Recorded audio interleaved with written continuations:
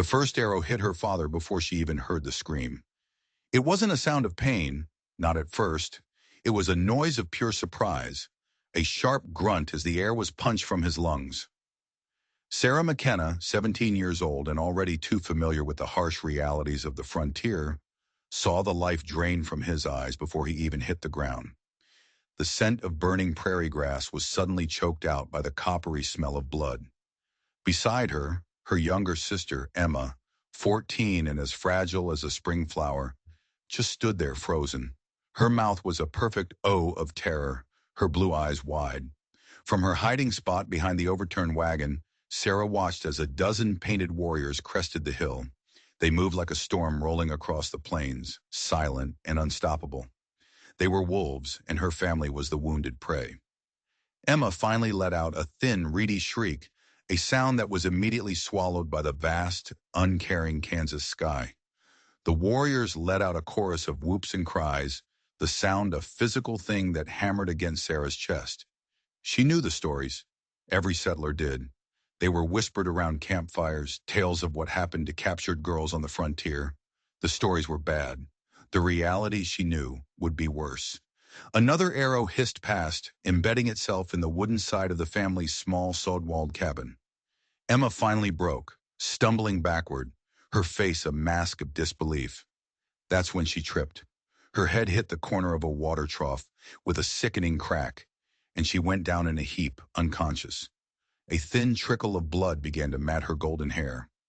Sarah's world narrowed to a single point, her father dying in the dirt, her sister unconscious and bleeding, and the circle of warriors tightening around their tiny homestead like a noose. In that moment, something inside Sarah McKenna broke. Or maybe something new was forged in the fire of that terrifying morning.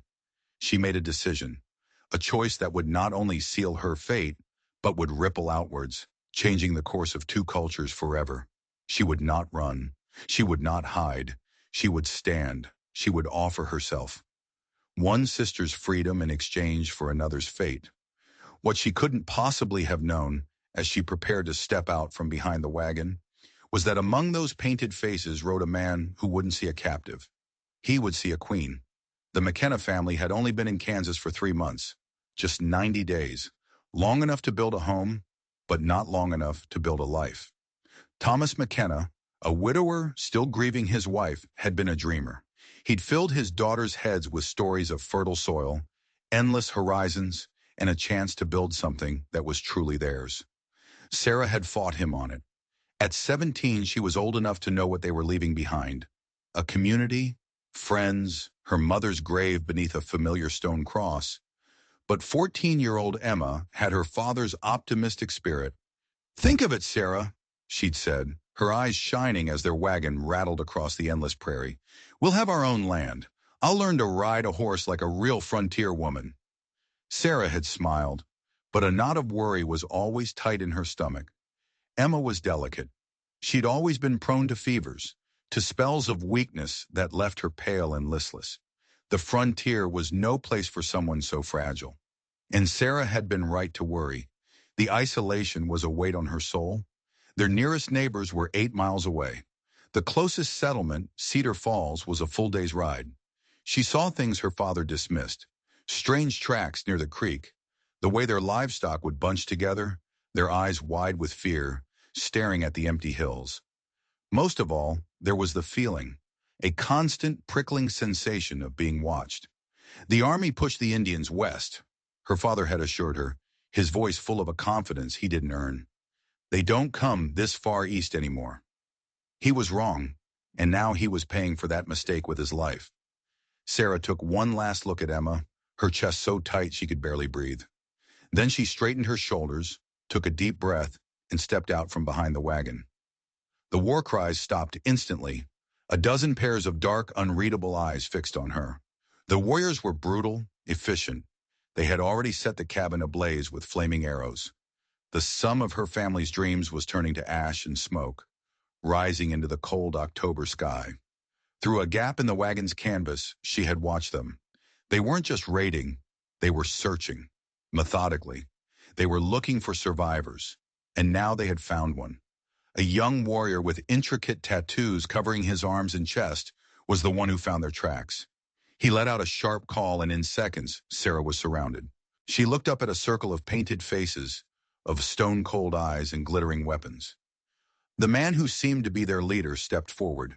He was older than the others, maybe 30, with eagle feathers woven into his long black hair and an ornate breastplate made of bone, and beads covering his chest. But it wasn't his appearance that marked him as the leader. It was the air of absolute authority that surrounded him, the intelligence in his dark eyes that seemed to see right through her. He knelt beside her father's body, his expression unreadable. He pulled the arrow from his chest with a practiced, almost gentle motion. Then he looked at Sarah. He spoke in a language she didn't understand, but the tone was calm, measured.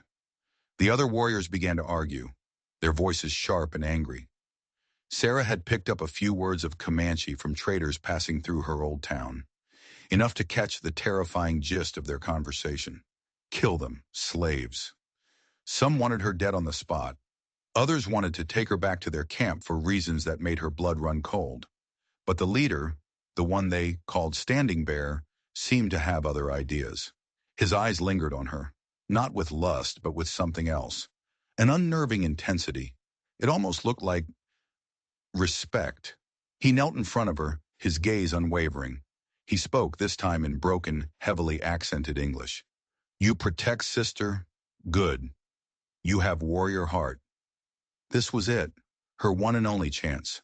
Drawing on a reserve of courage she never knew she possessed, Sarah pushed herself to her feet.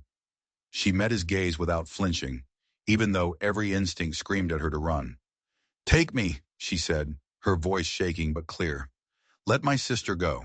Take me instead. The warriors behind him murmured, a low, dangerous sound. Standing Bear held up a hand, silencing them without looking away from her.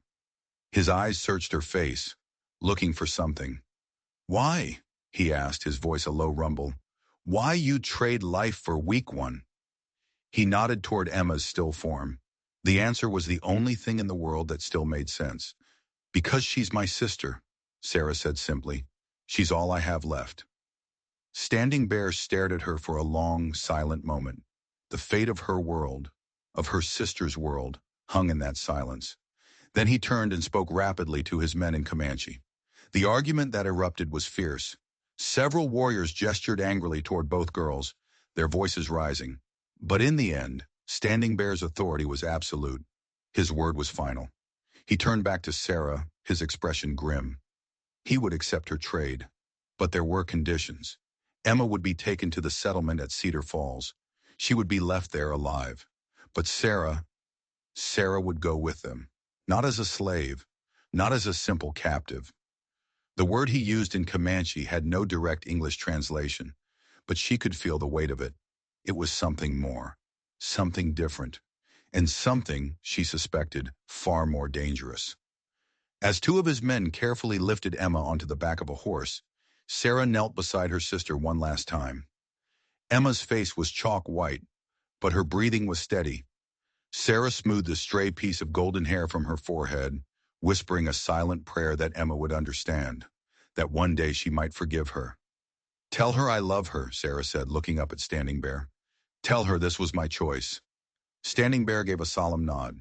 I tell her, you brave woman, maybe too brave. She watched as her sister, the only family she had left, disappeared over the eastern hills, escorted by 3 Comanche warriors. A part of her died with that sight. The rest of her was about to be reborn. The remaining warriors were already on their horses waiting. Standing Bear gestured for her to climb onto his horse behind him. The moment her hands touched his waist, her old life was over. The farm girl named Sarah McKenna was gone. As they rode west, toward the setting sun, and into the vast unknown wilderness, she didn't look back at the smoking ruins of her home. There was no point. The past was ash. The future was a terrifying blank page. She was being carried deeper and deeper into a world she couldn't imagine, toward a fate she didn't understand. She found herself studying the man in front of her, the powerful lines of his shoulders, the way he sat his horse with an easy confidence, the way his eyes constantly scanned the horizon, reading the landscape like a book he had known his entire life. This was no mindless savage from the stories her father used to tell. This was a leader, a man of intelligence, of power, and she was utterly at his mercy. As night fell, they made camp in a hidden valley, miles from any white settlement. The fire cast flickering shadows on the stoic faces of the warriors around her. Sarah McKenna finally began to understand. The greatest challenge she faced wasn't surviving captivity, it was surviving the transformation that had already begun inside her own soul. The Comanche camp was a city of leather and smoke, sprawling across a hidden valley floor. Over 200 lodges, or teepees, were arranged in precise patterns that spoke of a society built on ancient traditions and military discipline. As Standing Bear's horse picked its way down the narrow trail into the valley, Sarah felt the weight of hundreds of eyes on her. It was a physical pressure, a force that made the air thick and hard to breathe. Women stopped their work, their hands still holding scraping tools or beaded awls. Children froze in the middle of their games, their laughter dying in their throats. Warriors paused, their hands resting on their weapons, their faces hard and unreadable. They all stared at the white woman riding behind their war chief. The camp was a hive of activity. Smoke from dozens of cooking fires spiraled into the twilight sky. The sound of horses, hundreds of them, grazing in carefully guarded herds filled the air. And beneath it all, the constant murmur of voices speaking in the rapid, musical cadence of the Comanche language. But as Standing Bear's party rode toward the center of the camp, a silence spread out from them like ripples in a pond. He guided his horse to the largest teepee, one adorned with painted symbols of battles and hunts. He dismounted with a fluid grace, then turned and offered a hand to help Sarah down. His touch was firm, surprisingly gentle, but she could feel the tension coiled in his body. He was preparing for a different kind of battle now. Just then, the flap of the great lodge was pushed aside, and an old woman emerged. Her hair was silver, braided with intricate beads, and her face was a roadmap of wrinkles, each one earned through a long life of wisdom and hardship. There was an authority in her bearing that needed no announcement. This was Singing Crow, Standing Bear's grandmother, the most respected and feared medicine woman in the entire tribe. Her dark eyes, sharp and intelligent, swept over Sarah. It wasn't a glance. It was an assessment. She took in the torn dress, the dirt-streaked face, the defiant way Sarah held her shoulders back. Singing Crow's gaze was so penetrating, Sarah felt as though the old woman could see every fear, every secret hidden in her heart. The conversation that followed was entirely in Comanche, but Sarah didn't need to understand the words to read the tension. Singing Crow's voice was sharp, a cutting edge of disapproval. Standing Bear's responses were firm, respectful, but unyielding. Other tribal elders began to gather, drawn by the confrontation. Their voices joined the debate, rising and falling in a heated argument that seemed to swirl around Sarah like a dust devil. She could only pick out a few words: white woman, trade, captive. But the meaning was clear. Her presence here was a problem, a major problem. Standing Bear had brought a lit torch into a powder keg, and no one knew if it would explode. Some of the elders seemed to support his decision, their gestures toward Sarah less hostile. Others were clearly furious, their hands chopping the air as they spoke, their faces contorted with anger. The debate raged for what felt like an eternity. Sarah stood silently by Standing Bear's horse, the focal point of it all, feeling like a prize animal being judged at a county fair. Her fate, her very life, was being decided by people who saw her as a threat, a burden, or maybe, just maybe, an opportunity. Finally, Standing Bear raised his hand. The simple gesture commanded immediate silence. When he spoke, his voice was not loud, but it carried the unmistakable weight of final authority. This was a war chief making a declaration, not a grandson making a request. As he delivered his final pronouncement, Sarah saw him give a quick glance toward Singing Crow. The old medicine woman's face remained a stony mask, but after a long, tense moment, she gave a single, almost imperceptible nod. The matter was settled. "Come," Standing Crow said to Sarah, her voice raspy like dry leaves. It was the first word anyone had spoken to her since she arrived. "You stay in my lodge. You will learn our ways." The pronouncement was not an invitation. It was a command. As Sarah followed the old woman toward the great teepee, she felt the stares of the entire tribe on her back. Children peeked out from behind their mothers' skirts. Teenage girls whispered and giggled, covering their mouths with their hands. Young warriors watched her with a mixture of suspicion and curiosity. The attention was suffocating, but Sarah forced herself to walk with her head held high.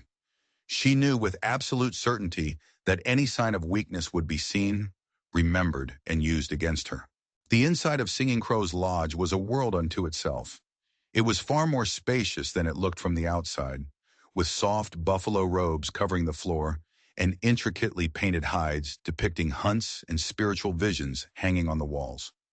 A small fire burned in the center, its smoke rising through an opening at the top of the teepee, carrying with it the scent of sage and burning cedar. Singing Crow gestured for Sarah to sit on a robe near the fire. Then, without another word, she began preparing food. There was no welcome in her actions, no hospitality. It was pure duty. The war chief had commanded it, so it would be done. But every stiff movement, every sharp glance told Sarah she was not a guest. She was an obligation.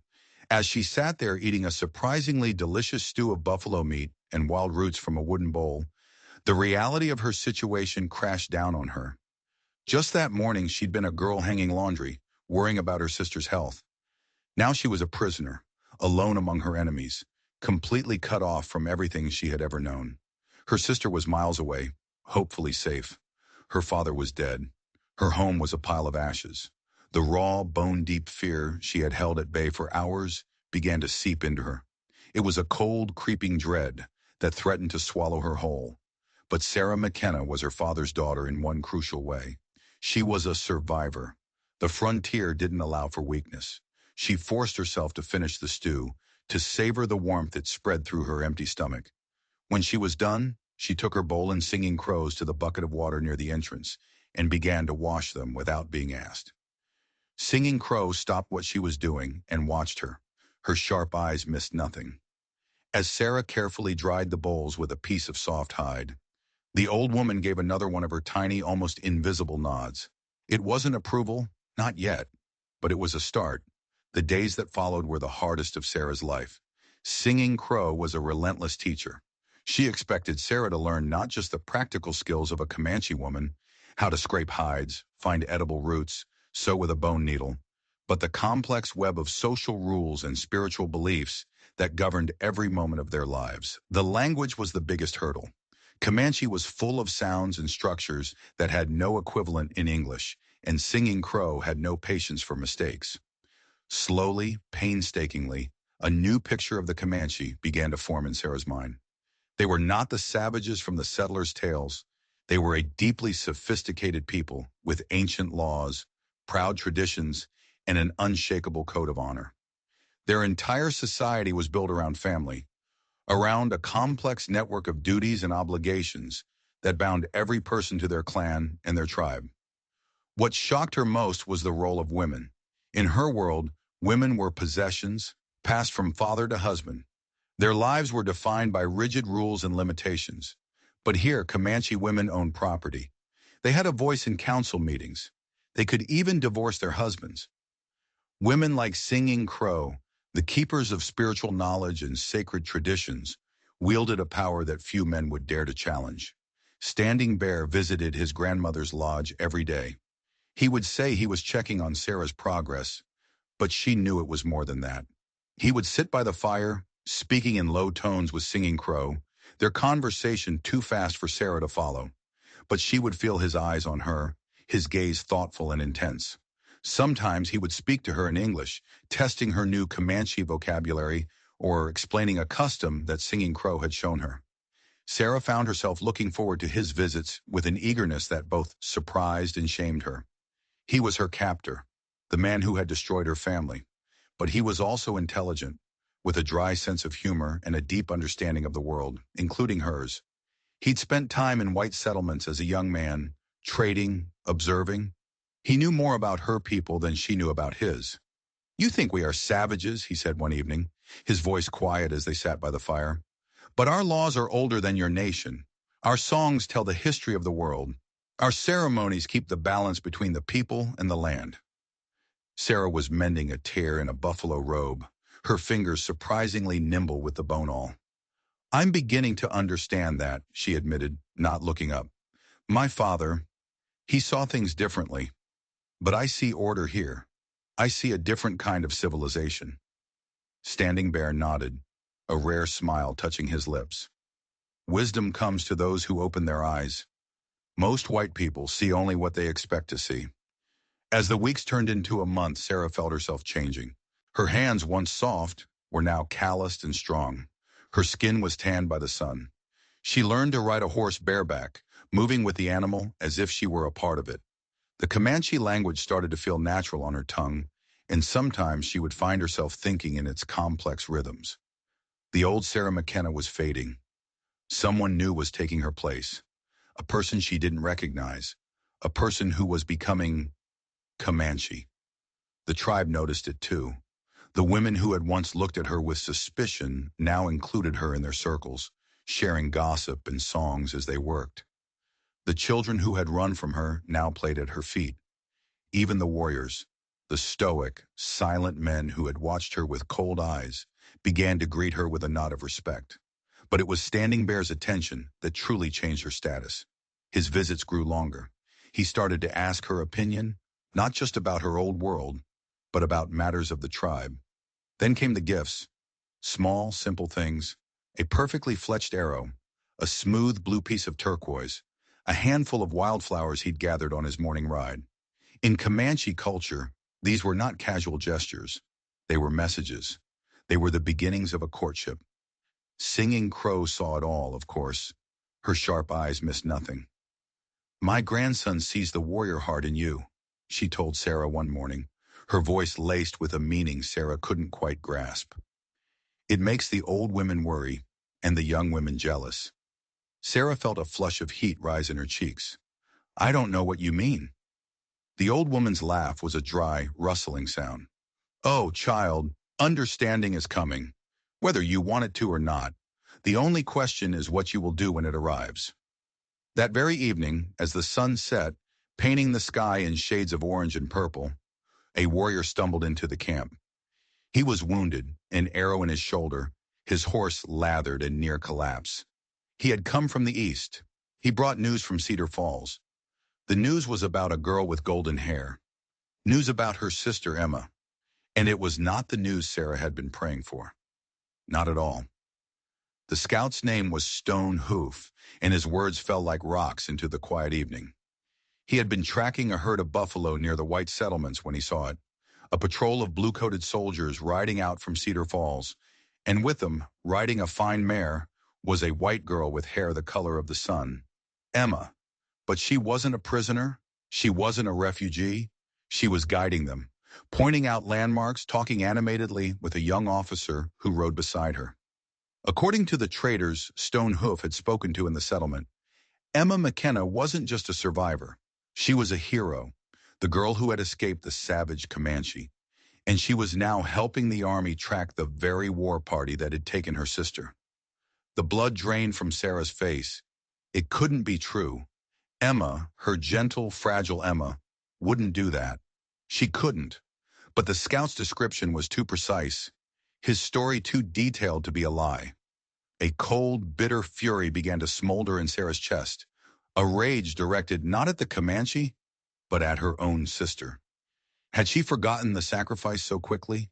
Had she traded her sister's life for a place of comfort and safety among their own people? The news spread through the camp like a grass fire. The whispers that had followed Sarah now turned into open glares. The suspicion that had faded was now back, stronger than ever. She was the sister of an informer, a spy. How could she be trusted? Her most vocal accuser was a young, ambitious warrior named Windrider.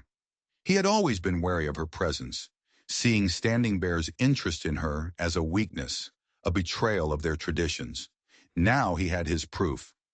Her blood is white, and it calls to its own, he declared that night at a hastily assembled council of elders. He stood before them, his chest puffed out, his voice ringing with self-righteous anger. Standing Bear brought this viper into our home, and now her sister leads the soldiers to our door. How do we know she is not part of the plan? How do we know she is not sending them signals, even now? The accusation was a poisoned dart, and it hit its mark. The elders murmured amongst themselves, their faces grim. Sarah, who was allowed to be present but not to speak, felt the weight of their distrust crushing her. She looked to Standing Bear, but his face was an impassive mask.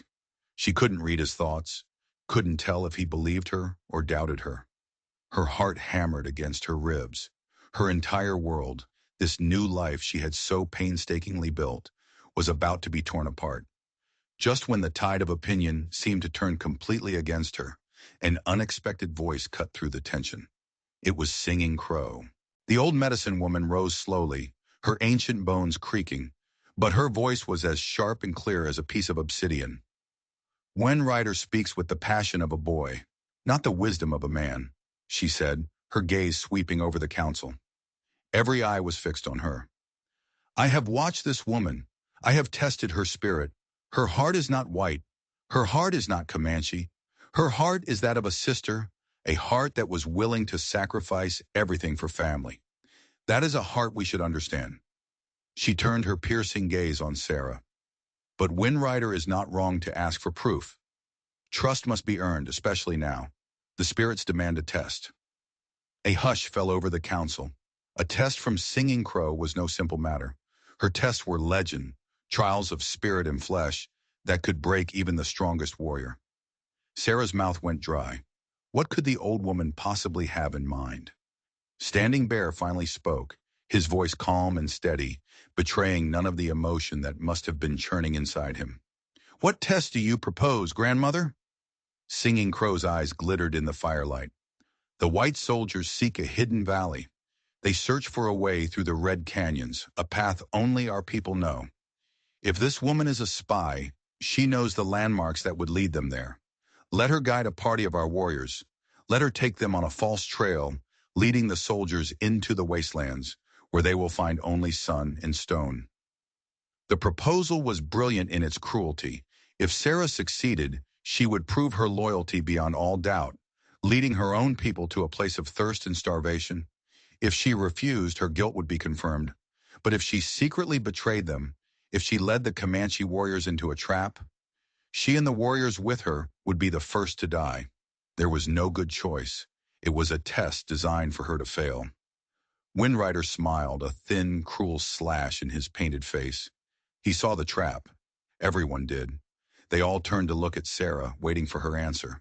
She felt Standing Bear's eyes on her, and in their depths she saw not a command, but a question, a flicker of something that might have been faith. She thought of Emma, not the sweet sister of her memory, but the stranger who rode with soldiers, the girl she had saved, who was now leading an army to destroy her saviors. The bitterness solidified into hard, cold resolve. She had made her choice on the day of the attack. She would not turn back now. I will do it, Sarah said, her voice ringing with a conviction that surprised even herself. I will lead the soldiers into the wastelands. The journey began 2 days later. The party consisted of 5 warriors. To her horror, Standing Bear had assigned Windrider to lead it. His presence was a constant, menacing threat. He made no secret of his belief that she would betray them, his hand always near his knife, his eyes watching her every move. The other 4 warriors were his loyal followers, men who shared his suspicion. She was surrounded by enemies, leading her own people toward a trap of her own making. They rode east, back toward the world she had left behind.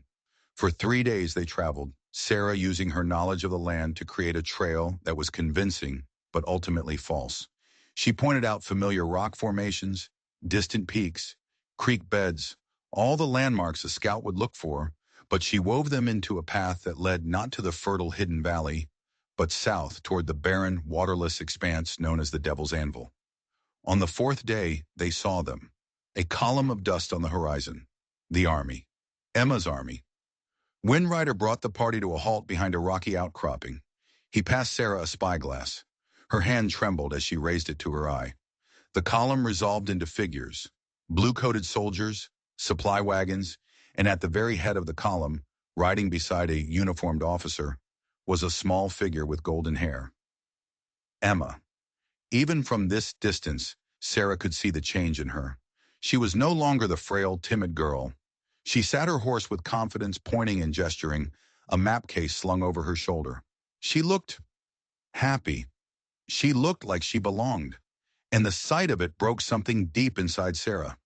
There they are, Windrider sneered, his voice a low growl in her ear. Your friends. Now is your chance. A signal fire, perhaps? A flash of a mirror? Go on, show us where your loyalty truly lies. Sarah lowered the spyglass, her face a pale, emotionless mask. She stared at the distant column, at the sister who had become a stranger. She thought of the home that was now ashes, the father buried in an unmarked grave. She thought of Singing Crow's grudging respect, of the children who had finally started to smile at her, of the warrior chief who saw a queen where everyone else saw a captive. She turned her back on the soldiers, on her sister, on her entire past. She looked Windrider dead in the eye. The trail leads south, she said, her voice as cold and hard as stone. Let's go. For 2 more days they led the army on a fool's errand, deeper and deeper into the wastelands. The soldiers followed their trail, confident they were closing in. From the high ridges, the Comanche watched as the blue-coated column began to falter. Wagons got stuck in the soft sand. Horses and then men began to suffer from the lack of water. The relentless sun beat down, turning the landscape into a shimmering, hellish mirage. On the 7th day, Windrider was finally satisfied. The army was hopelessly lost, disorganized, and weakened. They would spend weeks just trying to find their way back to Cedar Falls, their campaign a complete failure. He turned to Sarah, his expression no longer hostile, but filled with a grudging, astonished respect. You did it, he said, as if he still couldn't believe it. You truly did it.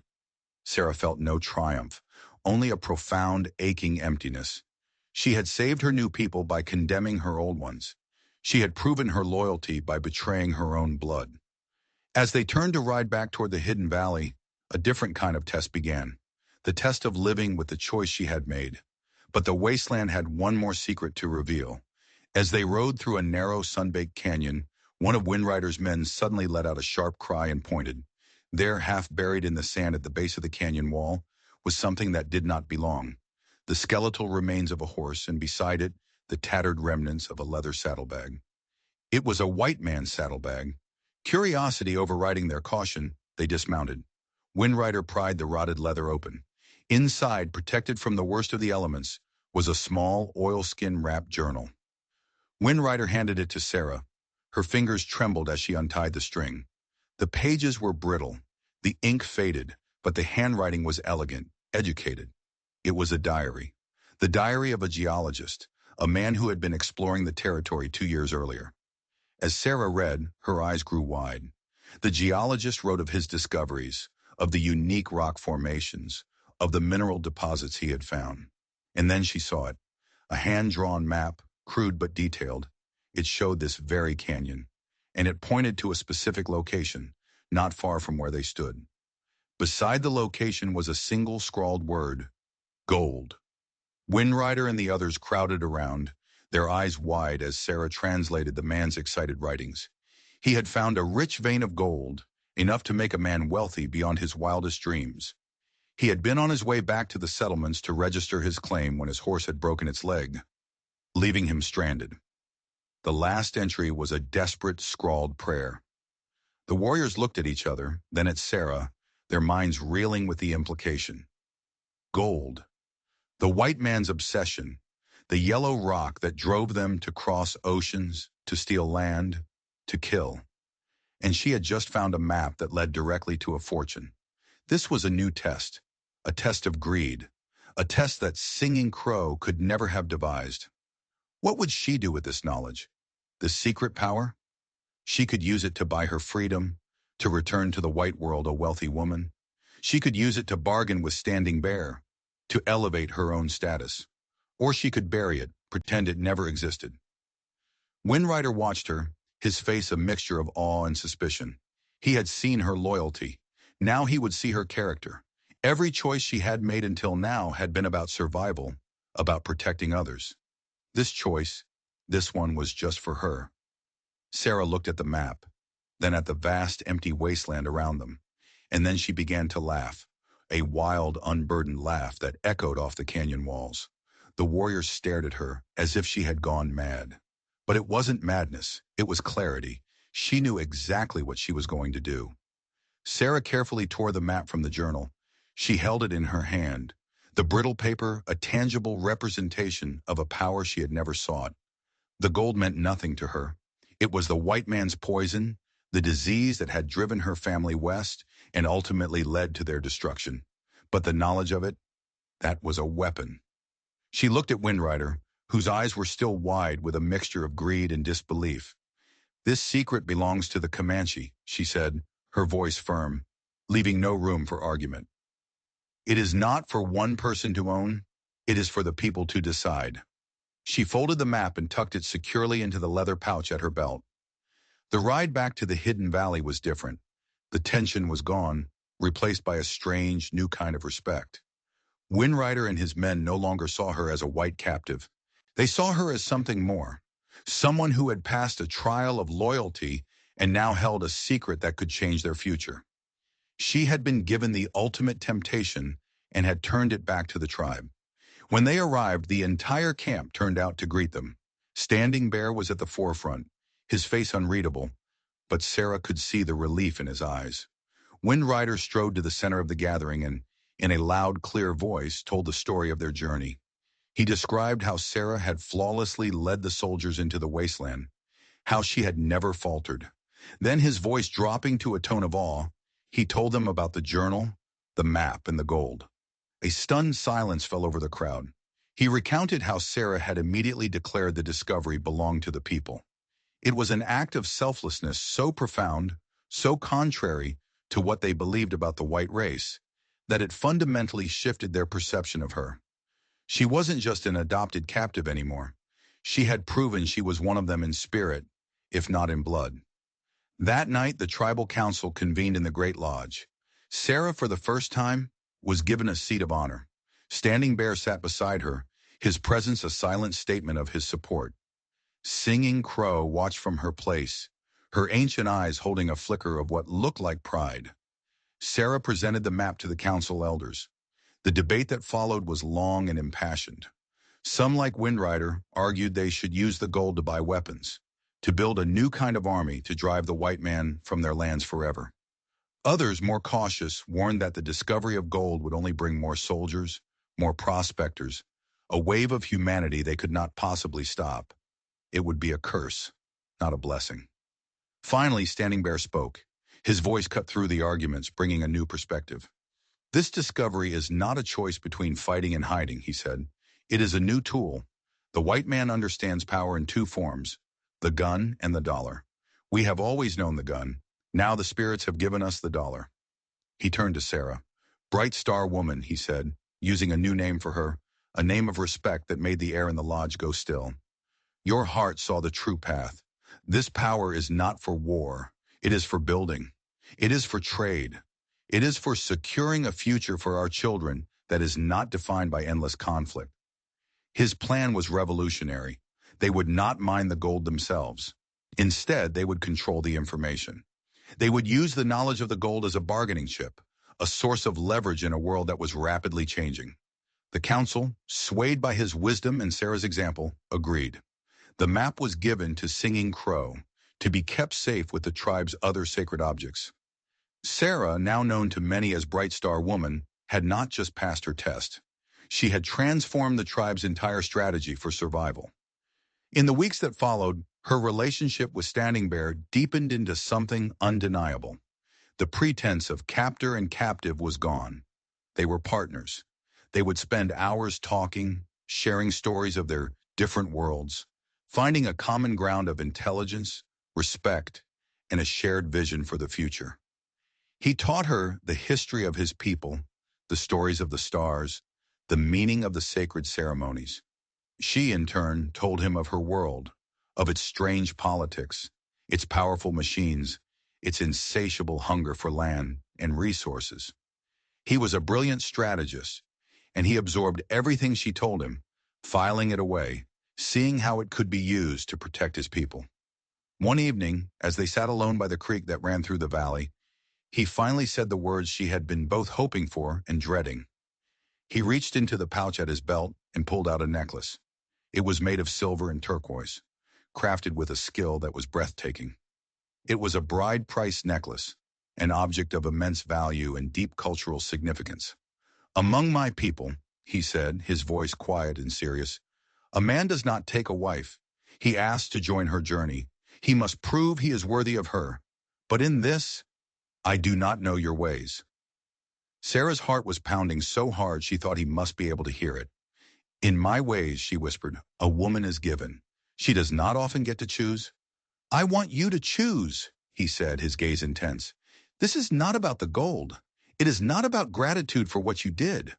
I saw you the first day behind the wagon. I saw a fire in you that matched the fire in my own soul.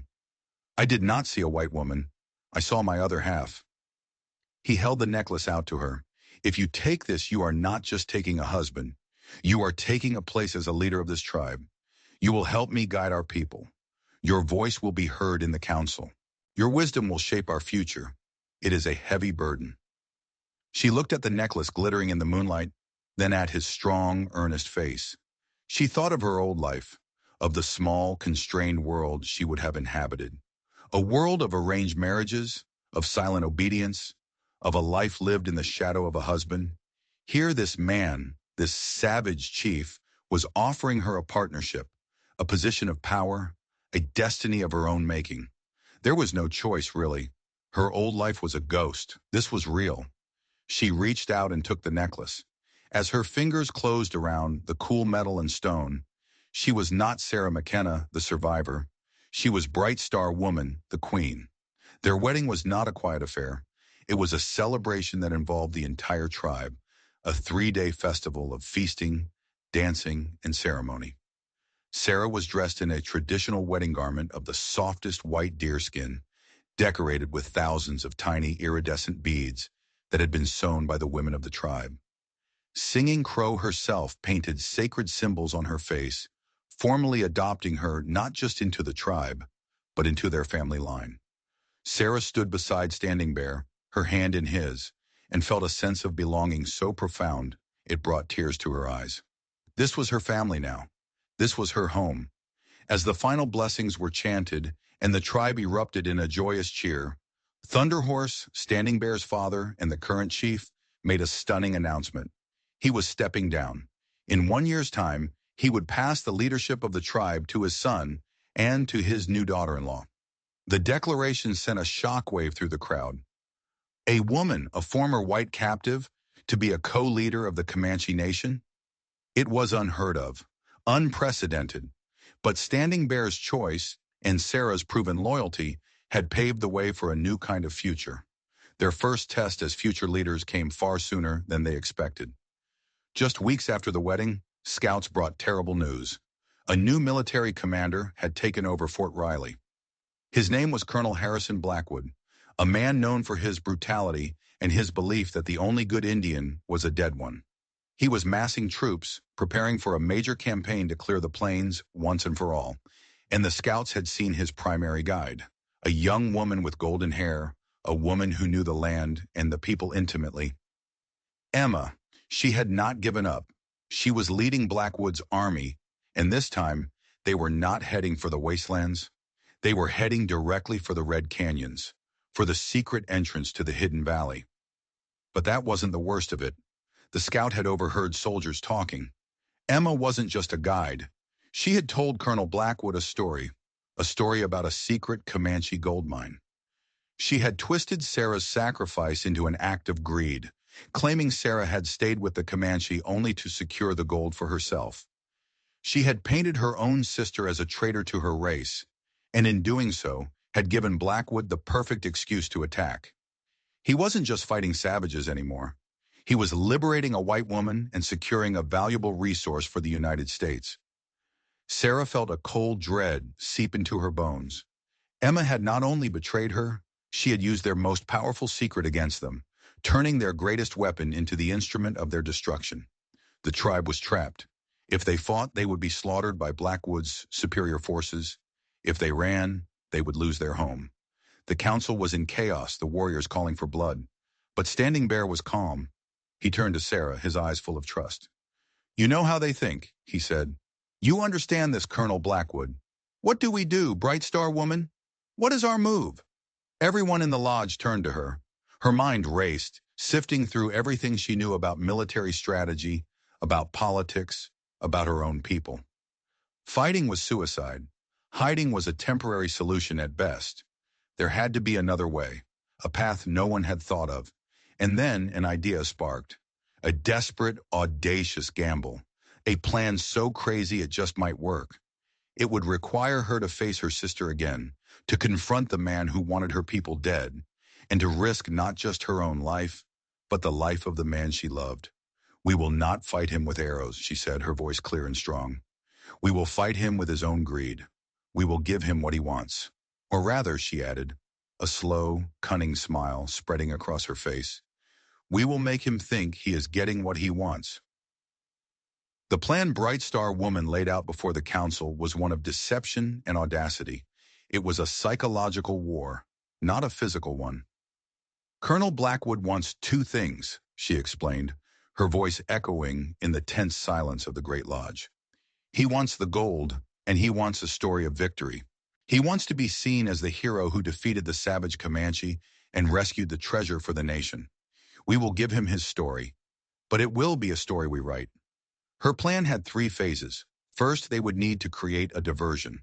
A small, elite party of warriors, led by Windrider, would perform a series of lightning-fast raids on Blackwood's supply lines. Not to kill, but to harass, to steal horses, to burn wagons. The goal was to make Blackwood frustrated, to make him overconfident and eager to strike a decisive blow. Second, they needed to bait the trap. Standing Bear himself would lead a large group of warriors, along with many of the women and children, on a conspicuous journey away from the hidden valley, making it look like the tribe was fleeing in panic. They would leave a clear, easy-to-follow trail leading toward the open plains, directly into a position of Blackwood's choosing. It would look like an act of desperation. Third, and this was the most dangerous part, Bright Star Woman would allow herself to be captured. She would ride out alone, as if trying to escape the chaos, and let one of Blackwood's patrols find her. She would then play the part of the disillusioned white woman, terrified of the savages, willing to trade the location of the real gold mine for her safety and freedom. Your sister leads them to the valley, Singing Crow said, her voice a worried rasp. The trap must be in the valley itself. Exactly, Bright Star Woman replied. Emma is leading them to the place she thinks is our home, but we will make it our fortress. The hidden valley had only one main entrance, a narrow passage through the Red Canyons. It was a natural choke point. Her plan was to lure Blackwood's entire force into that canyon. The tribe worked with a feverish intensity, while Windrider's warriors began their ghostly raids, sowing chaos and confusion. The rest of the tribe prepared the canyon. They worked day and night, hauling rocks to the canyon rim, building hidden deadfalls, damming the small creek that ran through it. They were turning their home into a massive, inescapable trap. Finally, the day came. Scouts reported that Blackwood, enraged by the raids and convinced the Comanche were on the run, was massing his entire force for a final assault. Standing Bear led his people out onto the plains, a heartbreaking exodus that had to look completely real. The parting between him and Bright Star Woman was brief and heavy with unspoken fears. You are the heart of our people, he said, his hand resting on her cheek. Do not let them break you. My heart is with you, she whispered back. Lure them well. She watched him go, then mounted her horse and rode in the opposite direction, toward the approaching army. It didn't take long. A patrol of a half-dozen cavalrymen spotted her, their shouts of triumph echoing across the prairie. They surrounded her, guns drawn, their faces a mixture of surprise and suspicion. She put on the performance of her life. She was hysterical, weeping, babbling about the savages and their gold. She told them her sister had been deceived, that the Comanche were leading the army into an ambush while the real treasure was hidden elsewhere. The soldiers, seeing only a terrified white woman, believed her completely. They took her directly to Colonel Blackwood. He was a man carved from granite, with cold, calculating eyes. Beside him stood Emma, who looked at her sister with a triumphant, hateful glare. "So, the prodigal sister returns," Blackwood said, his voice dripping with sarcasm. "Your sister here tells me you've gone native." "I was a prisoner," Bright Star Woman cried, letting her voice tremble. "They forced me, but I know their secrets. I know where the gold is. It's not in the valley. That's a trick. I can lead you to it, but you have to promise to protect me. Take me away from these animals." Emma scoffed. "She's lying. The mine is in the valley. I saw the maps myself." This was the critical moment. Bright Star Woman had to plant the seed of doubt. "The maps she saw were fakes," she shrieked. "They knew she was a spy. The real mine. It's in a place they call the Spirit Cave, 2 days' ride from here. They keep it secret, even from most of the tribe. Only the chief and the medicine woman know the way." She could see the greed warring with caution in Blackwood's eyes. He wanted to believe Emma, to charge into the valley and claim his victory. But the lure of an even bigger treasure, a secret mine, was a powerful one. He grilled her for hours, questioning every detail of her story. She fed him a tale woven from half-truths and complete fabrications, a story so detailed and convincing that even Emma began to look uncertain. Finally, Blackwood made his decision. He would split his forces. He would send his second-in-command, Major Croft, with half the troops and Emma as a guide, to pursue Standing Bear onto the plains. It would be an easy victory, crushing the fleeing savages. Meanwhile, Blackwood himself, with his best soldiers, would take Bright Star Woman and force her to lead them to the Spirit Cave.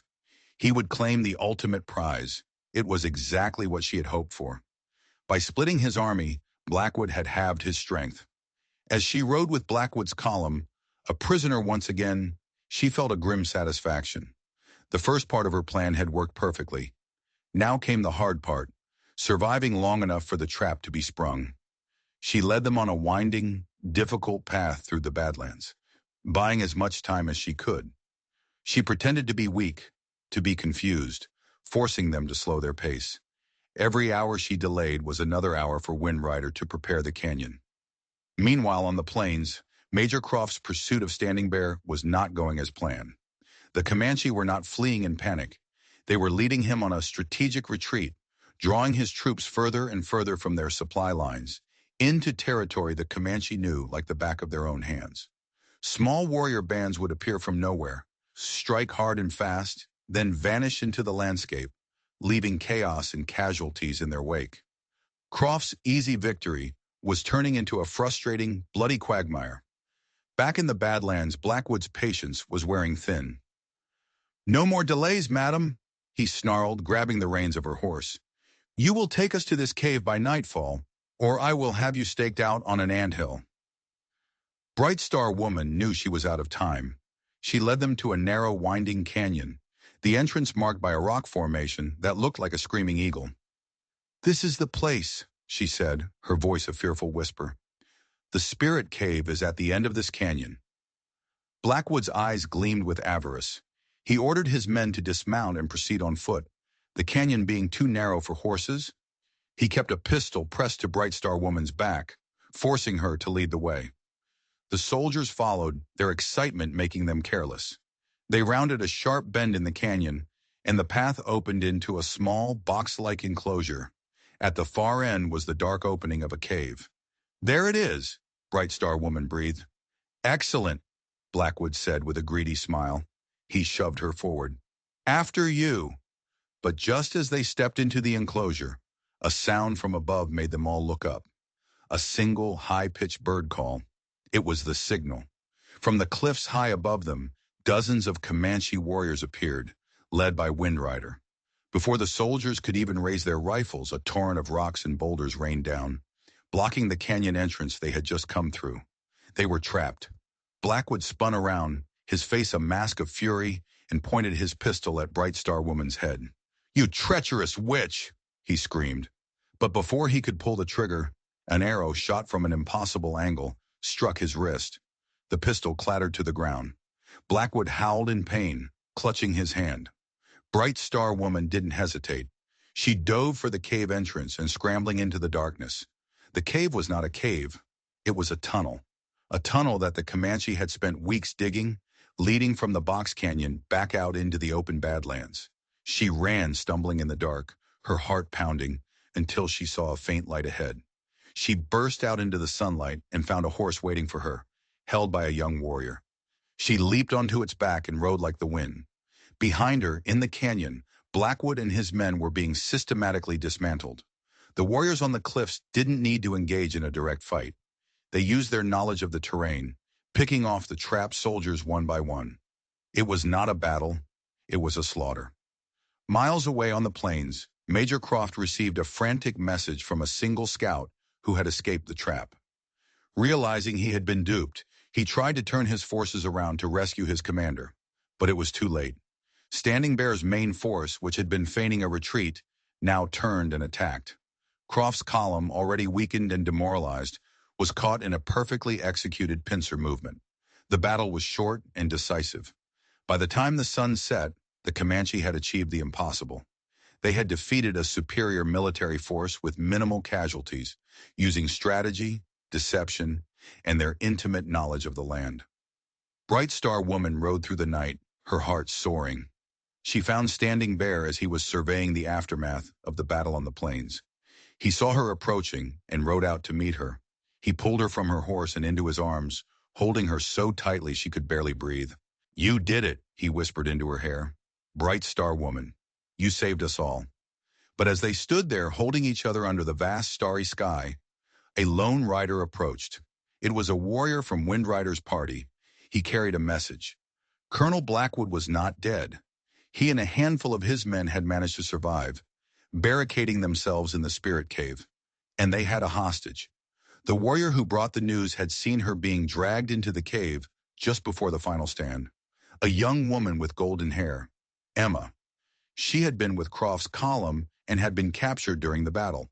Wind Rider, thinking she would be a valuable bargaining chip, had sent her back to the canyon. But Blackwood's desperate survivors had overpowered her escort. The message was simple. Blackwood demanded safe passage for himself and his men. In exchange, he would release Emma. If his demands were not met, he would kill her and fight to the last man. The joy of their victory turned to ash in Bright Star Woman's mouth. Once again, her sister's fate was in her hands. But this time, the stakes were different. The entire tribe was watching. They had just won a great victory.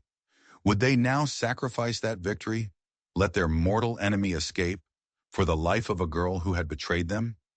A girl who had led soldiers to their home? Standing Bear looked at her, his face grim. "The choice is yours," he said, "but the council will not agree to let Blackwood go. He has too much of our blood on his hands. They will demand his life, even if it costs your sister hers." She was trapped between her old life and her new one, between the sister she once loved and the people she now led. To save Emma, she would have to betray the trust of her tribe. To honor her tribe, she would have to condemn her own sister to death.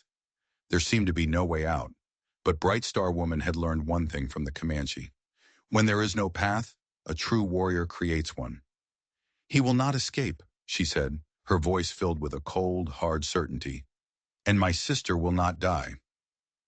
Bright Star Woman knew negotiation with a man like Blackwood was impossible. He was a cornered wolf, and he would lash out at any perceived weakness. A direct assault on the cave would be costly and would certainly result in Emma's death. She needed a third option, something that would satisfy the council's demand for justice while giving her a chance to save her sister. She went to Singing Crow. She found the old medicine woman in her lodge, grinding herbs with a stone pestle. "The wolf is in the trap, but he holds a dove in his teeth," Bright Star Woman said, using the Comanche way of speaking in metaphor. "The warriors want the wolf's head, but I cannot let them sacrifice the dove." Singing Crow did not look up from her work. "Sometimes a dove must fly on its own," she said cryptically. "Sometimes the hunter must become the bait." Her words sparked an idea in Bright Star Woman's mind, a plan even more daring than the one that had just won them the war. She went to the council and made her proposal. The warriors listened, their faces skeptical at first, then slowly turning to looks of grudging admiration. It was a plan that honored their desire for justice, while demonstrating a cunning that even they had not anticipated. She would go to the cave alone, unarmed. She would offer Blackwood a new deal, not his freedom, but his life. She would offer him a trial, not by Comanche law, but by white man's law. A delegation of Comanche leaders, herself included, would escort him and his surviving men back to Fort Riley. They would present the evidence of his war crimes, his violation of treaties, his unprovoked attack, to his own superiors. He is a proud man, she explained to the council. He fears a savage death. But a trial in front of his own people? He might see it as a chance to be a martyr, to defend his actions. It will appeal to his ego. Windrider was the first to object. This is madness. We should storm the cave and finish it. And kill my sister? Bright Star Woman countered, her eyes flashing. No, we have proven we are better warriors. Now we will prove we are smarter leaders. We will use their own laws against them. We will show them that we are not savages, but a nation that demands respect. Standing Bear saw the brilliance of her plan. It was a political masterstroke. It would turn their military victory into a moral one, establishing a precedent for how the U.S. government would have to deal with them in the future. He gave his support, and the council, swayed by his authority and her logic, reluctantly agreed. She approached the cave at dawn, a white flag of truce held high. The sun rose behind her, silhouetting her against the red rocks. "Colonel Blackwood," she called out, her voice clear and steady, "I have a proposal for you." A haggard, blood-stained face appeared at the cave mouth. It was Blackwood. He still had his pistol, and he held it firmly against Emma's temple. Emma was pale with terror, her eyes wide and pleading. "No tricks, witch," Blackwood snarled. "Safe passage, or she dies." "I am not offering you safe passage," Bright Star Woman said calmly. "That is not my decision to make. The War Council has demanded your life, but I have convinced them to offer you something else, a chance to survive." She laid out her proposal, his life and the lives of his men, in exchange for surrendering and facing a military tribunal. She told him they would present their case, and he would be allowed to present his. Blackwood laughed, a harsh, humorless sound. "A trial? Don't be ridiculous. They'll hang me." "Perhaps," she admitted, "but you will die as a soldier, under your own laws, not as a cornered animal in a cave. You will have a chance to speak, to tell your story. Your alternative is to die here today, when our warriors finally storm this cave. And they will. You cannot hold out forever." She could see the conflict in his eyes. He was a soldier. The idea of a formal trial, of regulations and proceedings, appealed to his sense of order, even if the outcome was likely to be the same. It was a more dignified end than being scalped and left for the buzzards. "And my men?" he asked, his voice wavering slightly. "They will be treated as prisoners of war and handed over to the authorities with you." He was silent for a long time. Emma, her voice choked with sobs, finally spoke. "Please," she begged him. "Please, just let us go." Blackwood looked at the terrified girl, then at the calm, determined woman standing in the sunlight. He was defeated. He knew it. His army was shattered. His career was in ruins. All he had left to bargain with was his own death. "All right," he said, his voice a hoarse whisper. "We surrender." The journey to Fort Riley was one of the strangest processions the frontier had ever seen. A delegation of 20 Comanche warriors and elders, led by Standing Bear and Bright Star Woman, escorted a dozen captured U.S. soldiers, including their commander. News of their coming traveled faster than they did. When they arrived at the fort, the entire garrison was assembled, their faces a mixture of disbelief, anger, and awe. The new fort commander, a grizzled veteran named General Miles, met them at the gate. He was a fair man, known for respecting the warrior traditions of his enemies. He listened intently as Standing Bear and Bright Star Woman laid out their case, presenting Blackwood's own battle plans, which they had captured, as evidence of his unprovoked aggression. Emma, safe and unharmed, was brought forward.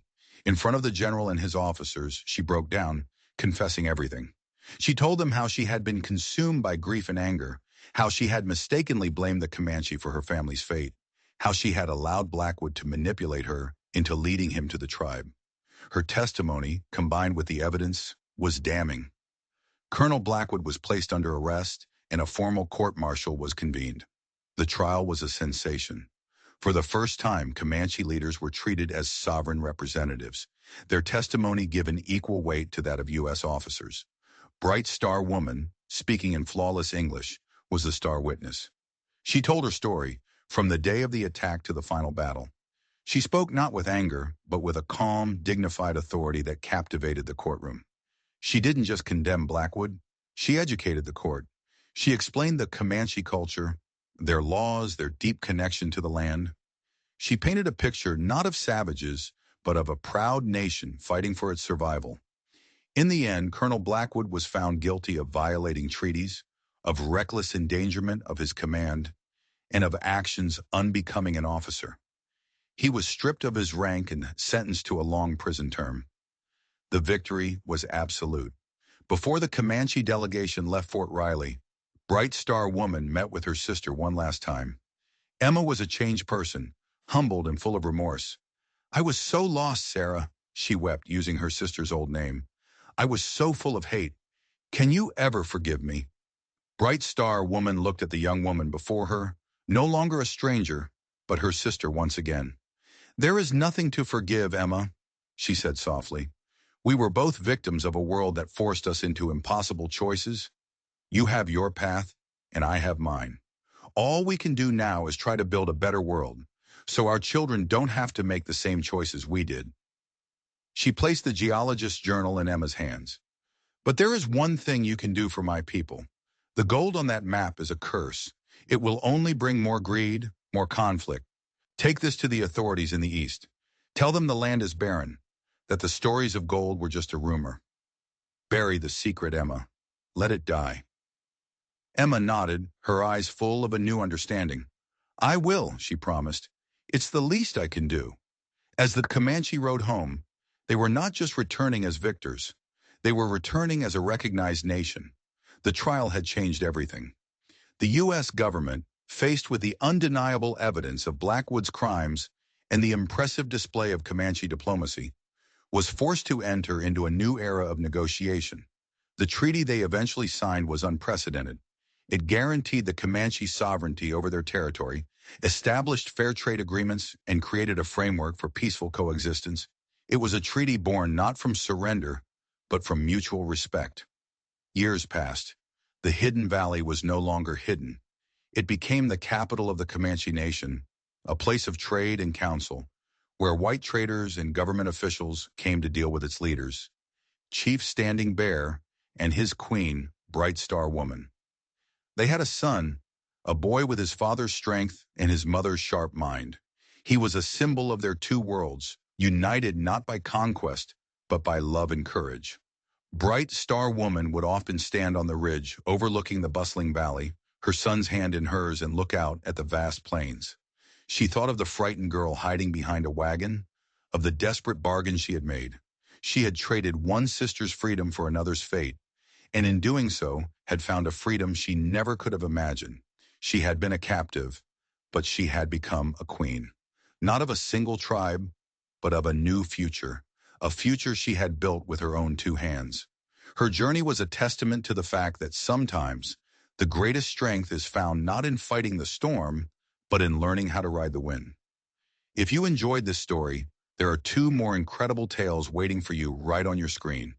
If this one captured your imagination, you definitely don't want to miss what's next. Click on one now and let the adventure continue. And hey, don't forget to hit that subscribe button and ring the notification bell so you never miss another story from our channel.